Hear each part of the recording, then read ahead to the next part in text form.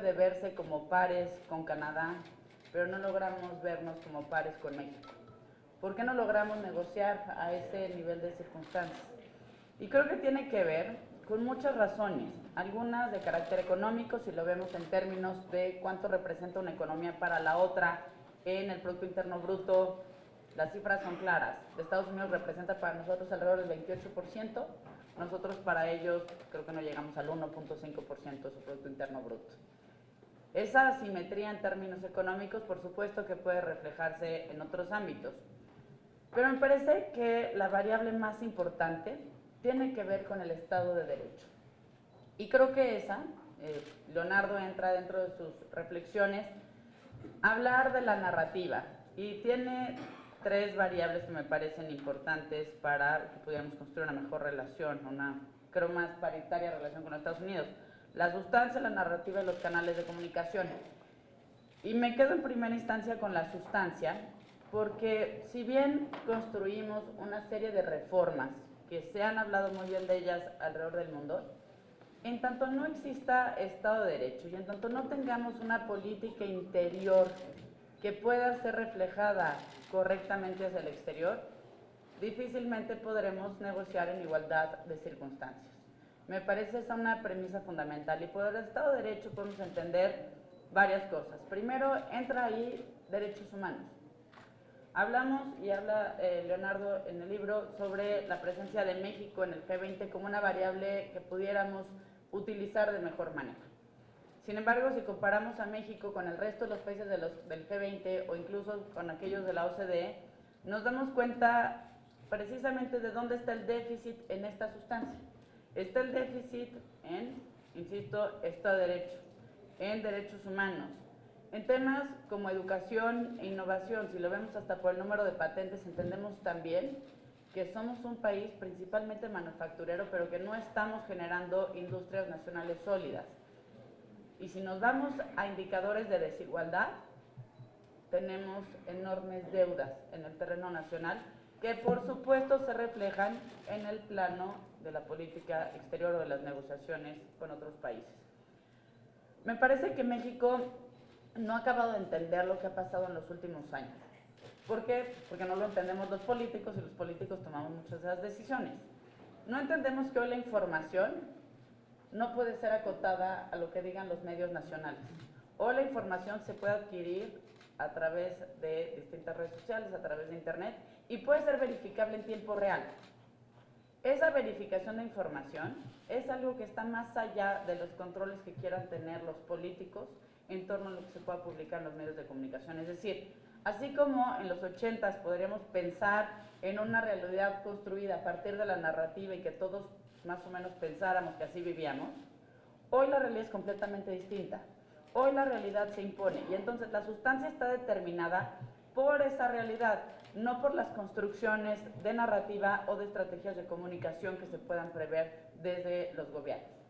Y esa es una premisa que si no la entendemos, ni vamos a mejorar los políticos, y por supuesto tampoco vamos a tener mejores estrategias de negociación con Estados Unidos o con el resto del mundo.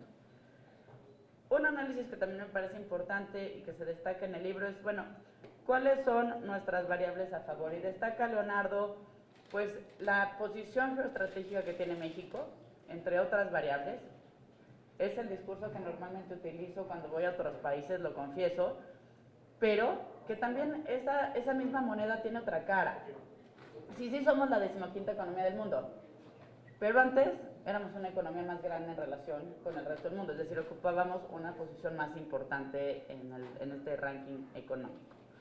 Por otro lado, si lo vemos también en términos, digamos, muy objetivos, pues sí, tenemos el 10º y 11º lugar en términos de población y de territorio, pero que no estamos sabiendo utilizar de la forma correcta. Es decir, en términos de cómo utilizamos nuestro territorio, no hemos sido ni siquiera capaces de cuidar nuestras playas, que representan uno de los ingresos más importantes para nuestro país. O si lo vemos en términos de población, la expulsamos. Hoy nuestra principal fuente de ingresos, más allá del petróleo y del turismo, son las remesas. Tenemos a 35 millones de mexicanos y mexicoamericanos viviendo en los Estados Unidos, y podemos jactarnos de ser uno de los países más productivos del mundo, pero insisto, en los otros lados de la moneda, porque tenemos uno de los salarios más bajos del mundo y uno de los indicadores en horas trabajadas que representa 1.5 más veces que el promedio de los países de la OCDE. Entonces, creo que estas variables a favor también tienen otro lado de la moneda. Me parece que entra Leonardo al tema de la marca México y la cuestión en su introducción, y coincido con este cuestionamiento. Hemos estado siempre como muy orgullosos de, literal, del nombre de nuestro país. Y a donde van los mexicanos nos hacemos notar y somos siempre los portadores de la bandera y plasmamos sus colores en nuestras caras y bueno, el mexicano siempre se hace notar. Pero aquí quisiera dejar muy clara una premisa. Yo no creo, como algunos dicen, que la mejor política exterior es la política interior, pero sí creo que la política interior es una condición necesaria, no suficiente, pero sí una condición necesaria para una buena política exterior. Y en tanto no hagamos la tarea adentro, difícilmente podremos evitar que se nos cuestione afuera. Nos molestan los cuestionamientos que hizo el Papa, nos molesta que nos cuestionen el Parlamento Europeo por violaciones a derechos humanos, nos molesta que nos insulte Trump.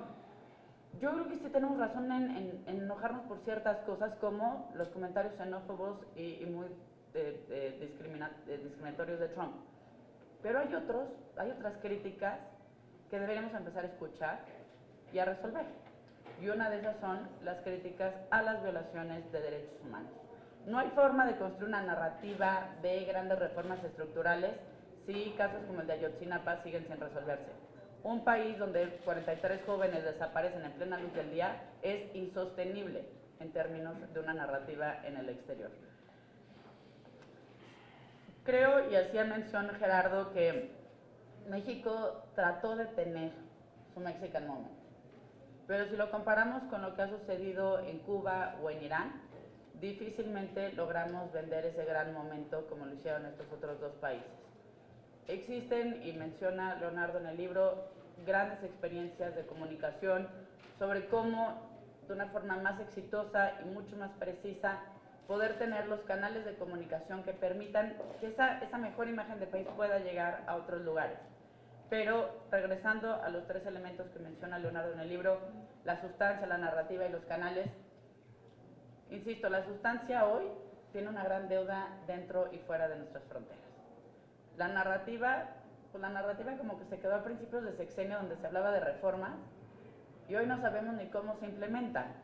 Hay algunas que creo personalmente que van bien, pero hay otras que por la coyuntura internacional, como la energética, han tenido ciertas complejidades, y hay otras que de plano no vemos que puedan llegar. Y creo que la gran reforma que todos esperamos es la reforma del Estado de Derecho, donde pensamos que realmente la ley será un parámetro de certeza para todos. Y en tanto no tengamos esa reforma o esos cambios realmente estructurales en materia de Estado de Derecho, pues será mucho más difícil vender a México como un socio, como un amigo confiable. El amigo en el que confías es el que va a cumplir su palabra, el que sabes que si le vas a invertir tu dinero en su país, no te va a defraudar. El que sabes, insisto, que vas a estar trabajando con plena certeza.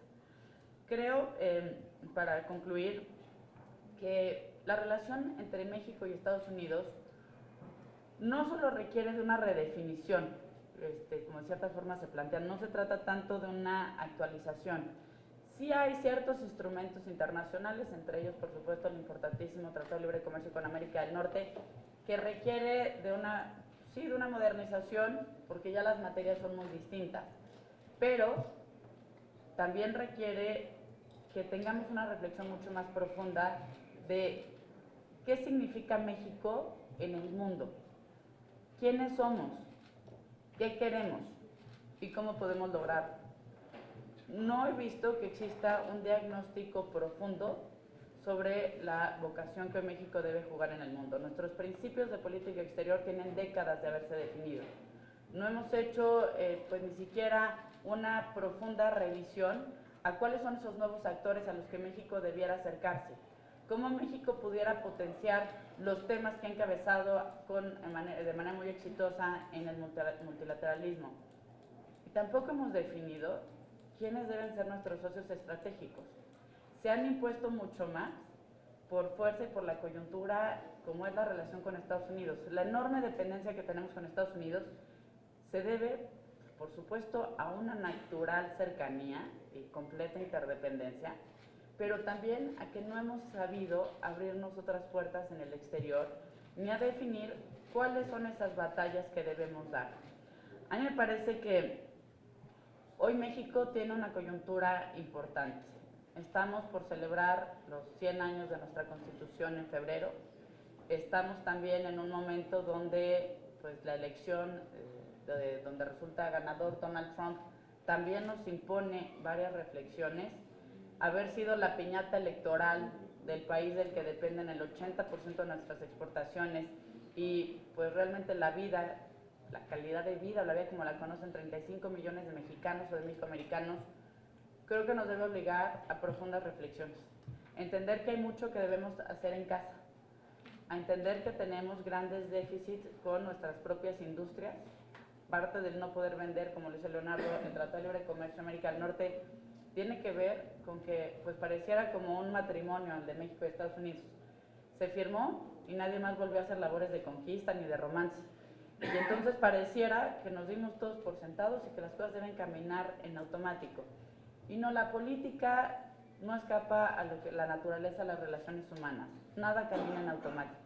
Se requiere de definiciones, se requiere de objetivos, se requiere de estrategias. Y me parece que eso es parte de lo que México todavía tiene que hacer. México debe entrar en un proceso de reflexión, de análisis y de definición de cuál es el México que queremos dentro y fuera de nuestras fronteras. Y a partir de esa definición, entonces, me parece que tendrán mucho más claridad sobre dónde estamos en nuestra relación con Estados Unidos. Si México no es capaz de diversificar y queremos seguir dejando el 80% de los huevos en una sola canasta, pues nos puede pasar como va a suceder. Trump va a ser quien tenga por la mano esa canasta y creo que eso no es una buena noticia para nadie.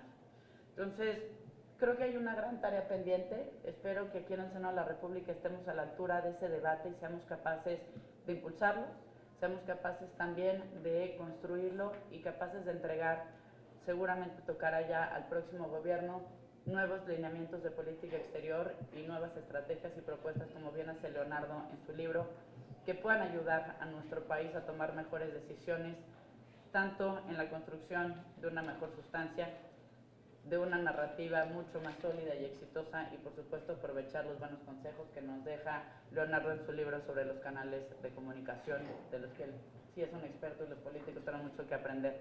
Muchas gracias por esta invitación.